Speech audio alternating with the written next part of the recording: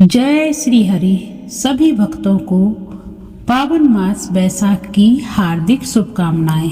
यही पुण्य फलदायी बैसाख मास मनुष्य के जीवन में उसके पुण्यों की वृद्धि हेतु आता है।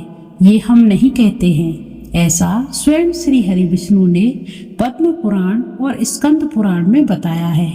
बैसाख मास की महिमा को उसकी कथाओं के द्वारा समझा जा सकता है। न्याय के देवता यमराज जब श्री हरि विष्णु के पास बैसाख मास की महिमा जानने पहुंचे तो स्वयं श्री हरि विष्णु ने अपने मुख से बैसाख मास की महिमा का वर्णन किया। बैसाख मास की कथाओं के श्रवण मात्र से ही मनुष्य को उत्तम फल की प्राप्ति होती है। बैसाख मास में कुछ विशेष दान पुण्य भी किए जाते हैं, जिनका दान करने से मनुष्य को सद्गति प्राप्त होती है। इन्हीं पावनकारी कथाओं का श्रवण हम इस वीडियो में करेंगे। अगर आपको इसी तरह की धार्मिक कहानियां पसंद हैं तो हमारे चैनल को सब्सक्राइब करें, साथ ही लाइक अवश्य करें। बैसाख मास के महत्व के श्रवण से पहले भगवान श्री हरि विष्णु को प्रणाम करके आगे बढ़ते हैं। बैसाख मास की महिमा के लिए एक श्लोक बहुत प्रसिद्ध है। न गायत्रा परो मंत्रो न मातु पर देवतम न बैसाखात परो मासो न कृतेन समम युगम। अर्थात गायत्री के समान कोई मंत्र नहीं है, माता के समान कोई देवता नहीं, बैसाख के समान कोई मास नहीं और सतयुग के समान दूसरा कोई युग नहीं है।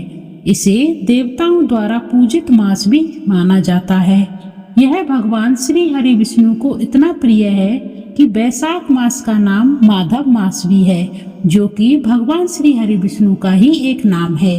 बैसाख मास में कथाओं का श्रवण करना उतना ही महत्वपूर्ण माना गया है जितना कि स्नान और दान। इन कहानियों को सुनने से मन में भक्ति और करुणा का संचार होता है। मुख्य रूप से बैसाख में बैसाख महात्म के अध्यायों की कथा सुनी जाती है। इस पावन माधव मास में अक्षय तृतीया, भगवान नरसिंह की जयंती, भगवान परशुराम का प्राकट्य दिवस, बुद्ध पूर्णिमा, गंगा सप्तमी आदि त्योहार आते हैं। साथ में दो महत्वपूर्ण एकादशी व्रत, वरुथनी एकादशी तथा मोहिनी एकादशी भी आते हैं। अगर कोई व्रत नहीं रख सकता है तो वह सिर्फ बैसाख महात्म्य सुनकर ही अनेकों गुना फल को प्राप्त कर सकता है। बैसाख मास श्रवण का अत्यंत फल स्वयं श्री हरि विष्णु ने बताया है। आइए बैसाख मास की पहली कथा का प्रारंभ करते हैं। एक पति पत्नी बहुत गरीब थे। वे लकड़ी बेचकर पेट भरते थे। बैसाख का महीना आया, सब औरतें बैसाख नहाने लगी। वह गरीब ब्राह्मणी भी और औरतों को देखकर वह भी बैसाख नहाने लगी। वह रोज एक लकड़ी निकालकर अलग रख देती थी। बैसाख नहाते पीपल पतवारी सींचते हुए पूरा महीना हो गया। तब उसने 5 ब्राह्मण जिमाने का मन बनाया। अलग रखी लकड़ियों को लेकर वह बाजार गई और मन ही मन बैसाख के भगवान से विनती करने लगी कि मेरी लकड़ियां अच्छे से दामों में जल्दी बिक जाएं, तो मैं ब्राह्मणों को भली प्रकार से जिमाऊंगी, पूरी सब्जी मिठाई आदि बना सकूंगी, नहीं तो दाल भात से ही काम चलाना पड़ेगा। बैसाख भगवान ने उसकी लकड़ी चंदन की कर दी। चंदन की लकड़ियों की खुशबू चारों ओर फैलने लगी। संयोगवश एक राजा वहां से गुजर रहा था। उसको भी चंदन की लकड़ियों की सुगंध बहुत अच्छी लगी। राजा ब्राह्मणी के पास आया और लकड़ी का भाव पूछा तो ब्राह्मणी बोली, मुझे इसका भाव तो पता नहीं है, आप जो चाहें वो दे दें।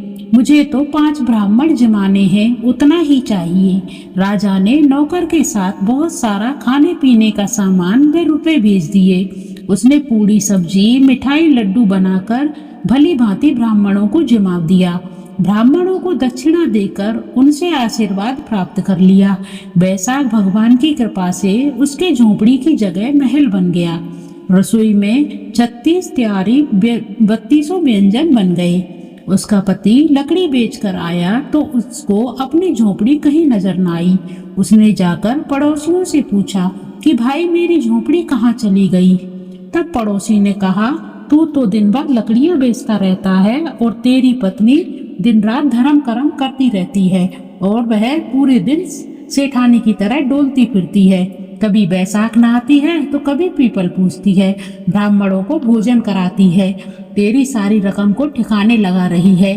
तो पति यह बात सुनकर आग बबूला हो गया। इतने में उसकी पत्नी बाहर आई और पति को आवाज लगाई कि यह मकान अपना है। पड़ोसन की सिखाई बातों से पति पहले ही क्रोधित हो रहा था। उसने पूछा, हाथ मारा या डांका डाला या चोरी करी, यह सब कहाँ से आया है? पत्नी ने कहा कि पड़ोसी की सिखाई बातों पर विश्वास ना करो, मेरी बातों पर विश्वास करो।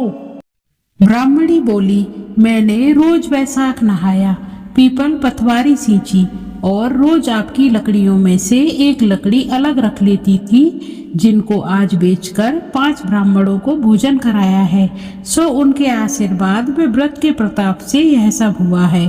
पति ने पत्नी की बातों पर नाज करके दोनों ने साथ साथ भोजन किया और बैसाख स्नान की महिमा सबको बताई कि सबको यह व्रत करना चाहिए, जिससे उनके घर भी अन्न धन के भंडार भरे रहें। अगर आपको यह कथा अच्छी लगी हो तो हमारे चैनल को सब्सक्राइब करें, वीडियो को लाइक करें, साथ ही कमेंट में जय श्री हरि अवश्य लिखें।